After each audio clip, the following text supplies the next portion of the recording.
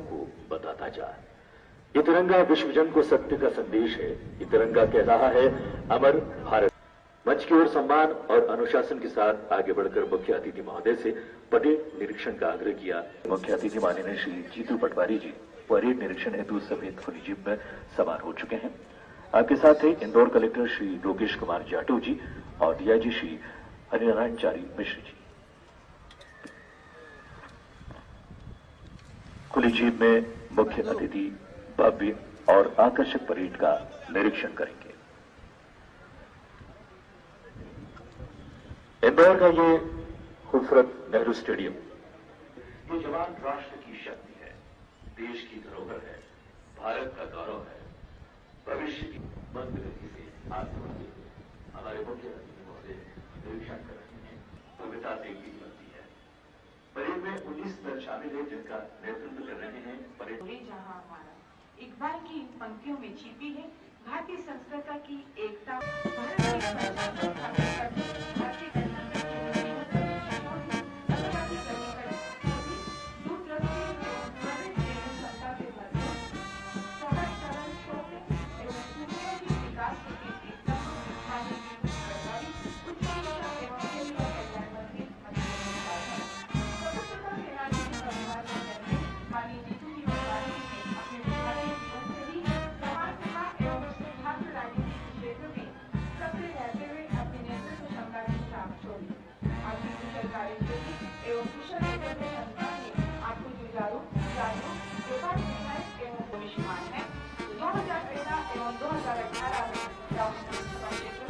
आप विधायक के रूप में निर्वाचित होकर के कार्यकाल में राजगढ़, नीमच, मंडला और रायसेन जैसे जिलों में आपने अपनी कुशल कार्यशैली की प्रभावी छाप छोड़ी।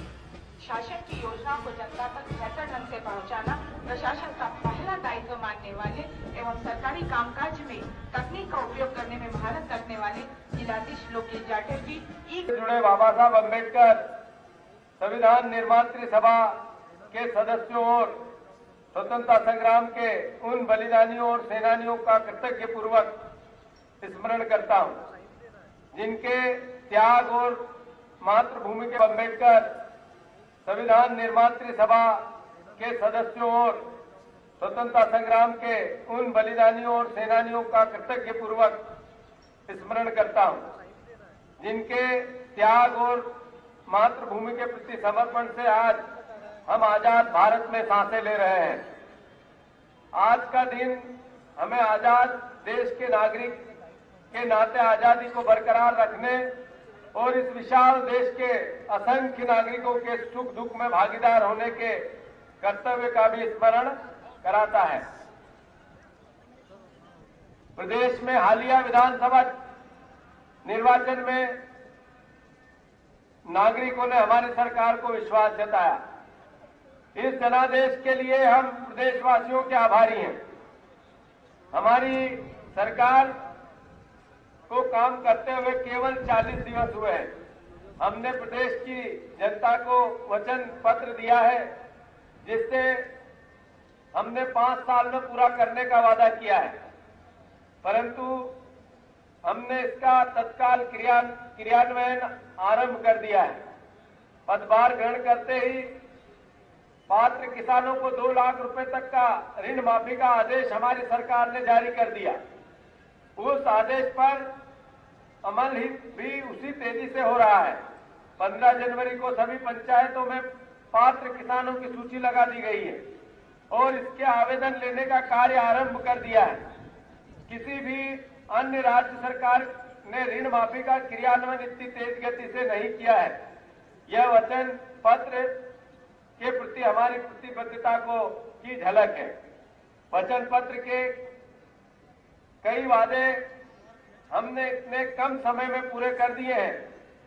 औद्योगिक नीति में हमने बदलाव किया है और शासन की सहायता देने वाले उद्योगों पर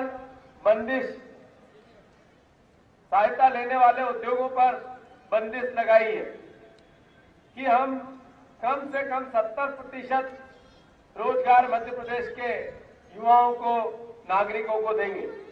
हमारी युवा शक्ति के हाथ में प्रदेश का भविष्य है। हमारे युवाओं की प्रतिभा की कमी नहीं। जरूरी है इस प्रतिभा को निखारने की, जिससे वो राष्ट्रीय और अंतर्राष्ट्रीय स्तर पर मिल रहे रोजगार के अवसरों का पूरा लाभ उठा सके। प्रतिभा निखारने के साथ साथ उन्हें स्थायी अस्थायी रोजगार की भी आवश्यकता होती है। ग्रामीण क्षेत्रों में तो रोजगार मनरेगा के कार्यों से मिल जाता है, परंतु शहरी क्षेत्रों में हमारे युवाओं को ऐसे किसी अवसर से वंचित हो जाते हैं। इसलिए अस्थायी रोजगार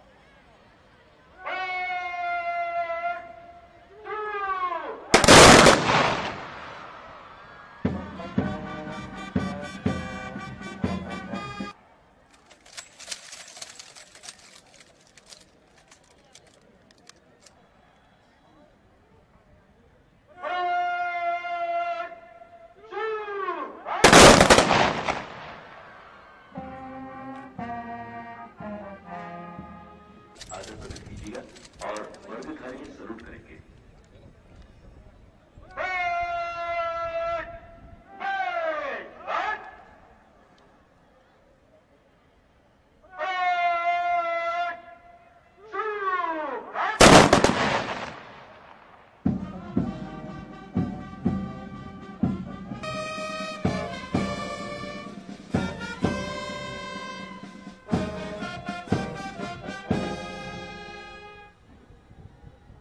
गुर्जर पूरा अनुशासन चुस्ती फुर्ती के साथ सलामी देते हुए मंच से आगे बढ़ रहे हैं।